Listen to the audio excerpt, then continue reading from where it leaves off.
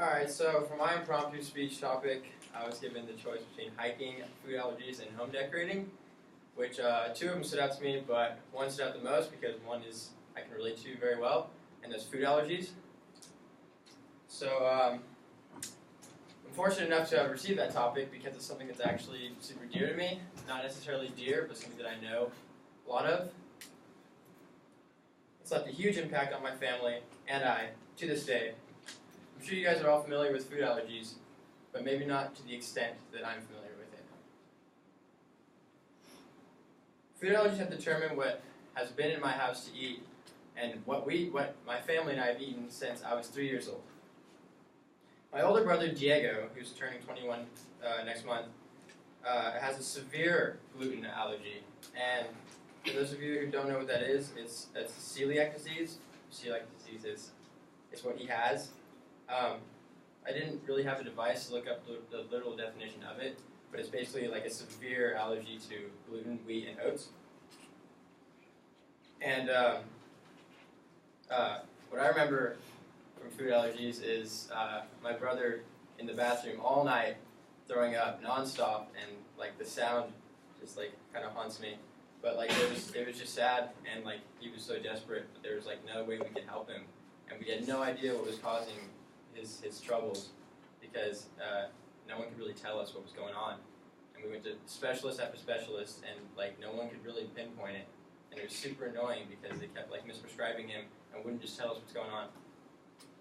But specifically, I remember one night we had pizza, and he was in there for like 5 hours, and after that he was just starting to like throw up blood, and at that point we had to go to the ER, and it was pretty intense.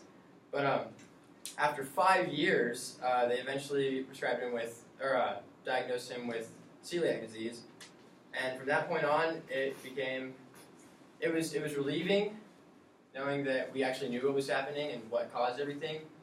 But it was also a great challenge because from that point on, we couldn't even have like a speck of gluten in the house, or else it would stimulate his sickness.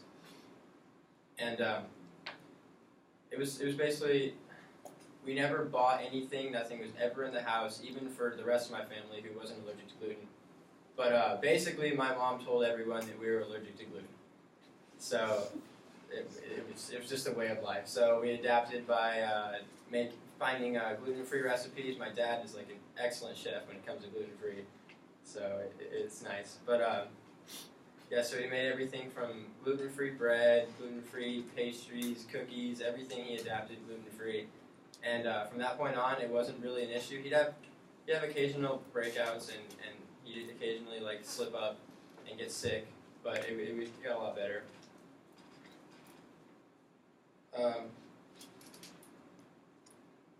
Like I said, food allergies are super dear to me. My brother definitely suffered through it, but I'm happy that he's done now. He still has it severely, but he's learned to adjust from it. Like he knows all the restaurants where you can get gluten-free and what exactly to get and what they cook with gluten that they don't even tell anyone about because apparently gluten is in everything. So yeah, it was a great challenge.